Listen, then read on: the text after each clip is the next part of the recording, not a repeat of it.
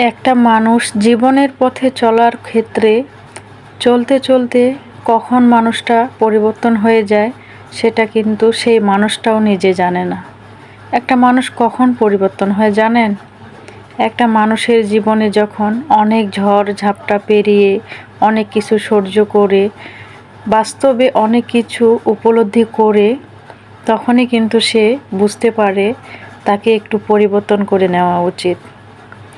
পরিস্থিতি মানুষকে বদলে দিতে পারে, পরিস্থিতি মানুষকে বদলে দেয়, সময় মানুষকে অনেক কিছু শিখিয়ে যায়।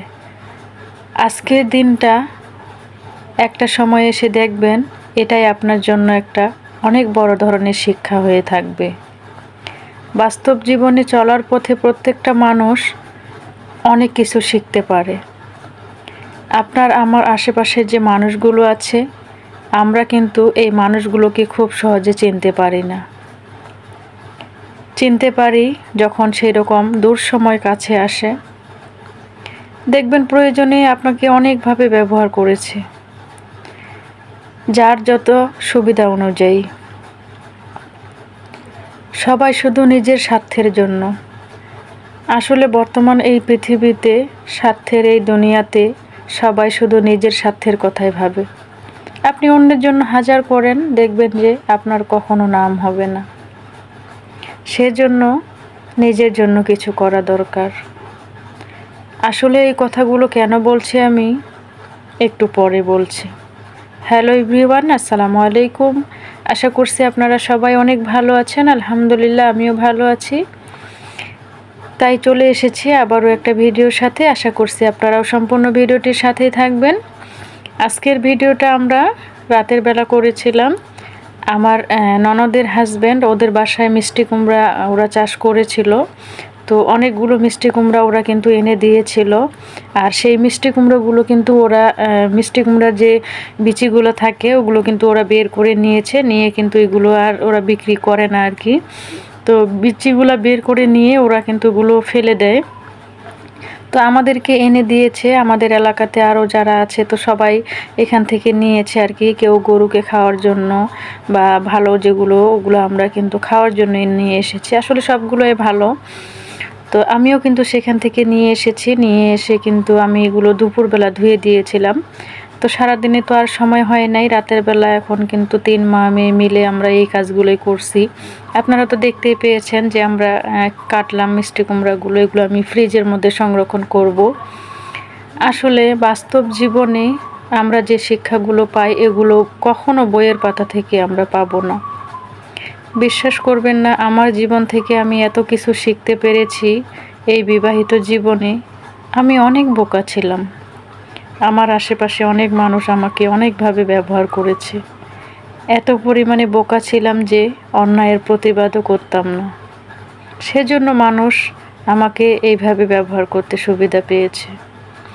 আসলে এখন ভাবি এই সময়ের মধ্যে এসে আসলে সেখান থেকে আমি অনেক কিছু শিখতে পেরেছি।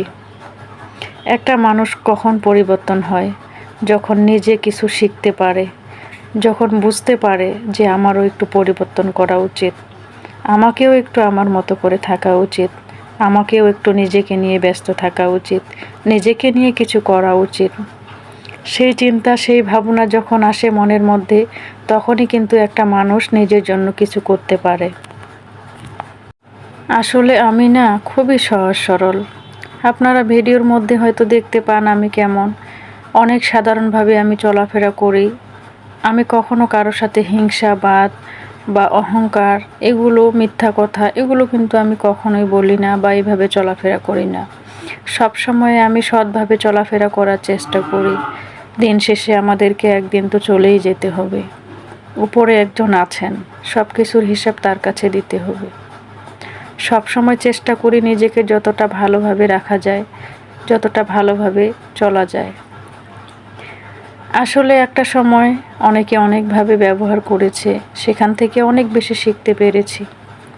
এখন মনে হয় একটু নিজের মতো করে থাকতে চাই, নিজের মতো করে চলতে চাই, আর সেইভাবে থাকার চেষ্টা করি।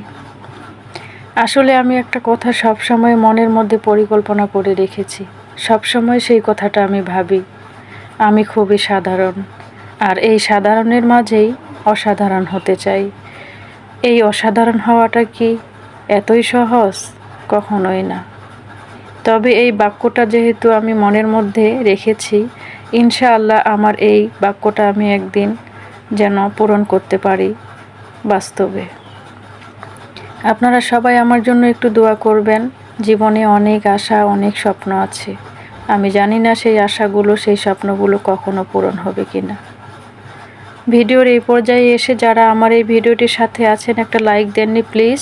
একটা লাইক দিয়ে ভিডিওটা কন্টিনিউ করবেন। আর আমার এই ভিডিওটা কেমন লেগেছে অবশ্যই আপনারা আমার কমেন্ট বক্সে জানিয়ে যাবেন।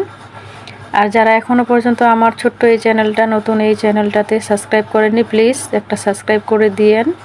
আর যদি ভালো লাগে পাশেই থেকে যেয়েন। আসলে জীবনের অনেক কথা লুকিয়ে আছে মনের ভেতরে, কাউকে বলতে পারি না, কাউকে বলি না। বলেই বা লাভ কি বলেন? বর্তমান সময়ে নিজের কথা নিজের কাছেই রাখাই ভালো। কারো কাছে না প্রকাশ করে শুধুমাত্র নিজের কাছেই রাখা ভালো। সৃষ্টিকর্তা আছেন, ওনার সাথে সব কিছু বলা ভালো। আমি এখন নিজের মতো করে থাকি। আমার কাজকর্ম, আমার সংসার, আমার বাচ্চা কাচ্চা সব কিছু নিয়েই আমি কিন্তু থাকি, ব্যস্ত থাকার চেষ্টা করি। অহেতুক কখনো এর কাছে ওর কাছে গিয়ে সময় নষ্ট করি না। আমার সৃষ্টিকর্তাকে সময় দিই। আমি আমার নিজের সংসারের কাজে, আমার বাচ্চা কাচ্চার জন্য, আমার পরিবারের জন্য যেটুকু সময় দিই, যেটুকু সময় আমি ফ্রি পাই, সেই সময়টা আমি আমার এই ইউটিউব প্ল্যাটফর্মে কাজ করার জন্য এসেছি। এখানে আমি কাজ করতেছি, আপনাদের সাথে আছি। প্লিজ আপনারা একটু আমাকে ভালোবাসা দিবেন, একটু সাপোর্ট করবেন। আপনাদের ভালোবাসা আর আপনাদের সাপোর্ট নিয়ে আমি এগিয়ে যেতে চাই। তো কথা বলতে বলতে ভিডিওর অনেক দূরে চলে এসেছি। আমি কিন্তু অনেকগুলো মিষ্টি কুমড়া আমি কিন্তু কেটে নিয়েছি। এগুলো কাটতে কিন্তু আমার অনেক বেশি সময় লেগে গিয়েছিল, প্রায় 2 ঘন্টা লেগেছিল। তো এগুলো কিন্তু আমি এখন সুন্দরভাবে বক্সের মধ্যে রেখে ফ্রিজে রেখে দিব আর কি। তো তারপরের দিন সকালবেলা চলে এসেছিলাম। তো আমার ছোট্ট মেয়েটাও কিন্তু অনেক সকাল সকাল উঠে গিয়েছিল। ও কালকে তাড়াতাড়ি ঘুমিয়ে গিয়েছিল, তো সেই কারণে কিন্তু ও আমার সাথেই উঠে গিয়েছে। আর ও বলতেছে, আম্মু আমি আম খাবো। তো ও সকাল সকাল কিন্তু আম খেতে চেয়েছে। তা আমি ভাবতেছি তাহলে তোমাকে আম কেটে দিচ্ছি, অন্য কোনো নাস্তা খাবে না, ও শুধু আম খাবে। তো সেই কারণে কিন্তু ওকে আমি একটা আম কেটে দিব। আর এই বানানা আমটা কিন্তু আমরা খাই, এটা কিন্তু অনেক বেশি ভালো লাগে আমার কাছেও। আর আমার বাচ্চারাও কিন্তু খুব বেশি পছন্দ করে আর কি। তো সেই কারণে আর কি আমি একটা আম কেটে নিচ্ছি। আর আমার বড় মেয়ে কিন্তু এখনও উঠেনি। তো যেহেতু ছোটোটায় উঠছে, আমরা 2 মা মেয়ে মিলেই আর কি। তো ওকেও কেটে দেবো, পরে আবার আমিও একটু খেয়ে নিব আর কি। তো একটা আম আগেই কেটেছিলাম, আর আরেকটা আম কিন্তু আমি এখন কাটতেছি আর কি। তো আমার বাচ্চারা তো আম খেতে অনেক বেশি পছন্দ করে, আমিও আম খেতে পছন্দ করি। তো তারপরে কিন্তু ওকে আমটা আমি কেটে দিলাম, দেওয়ার পরে এখন ওকে আমি খেতে দিলাম আর কি। তো সবাই আমার ছোট্ট মেয়েটার জন্য দোয়া করবেন। আর আমরা সবাই যেন ভালো থাকি, সুস্থ থাকি, আমার পরিবারের জন্য দোয়া করবেন। আর আপনারাও সবাই ভালো থাকবেন। আজকের ভিডিওটা আমি এখানে শেষ করব। আমার ভিডিওটা কেমন লেগেছে অবশ্যই জানাতে পারেন কমেন্টে।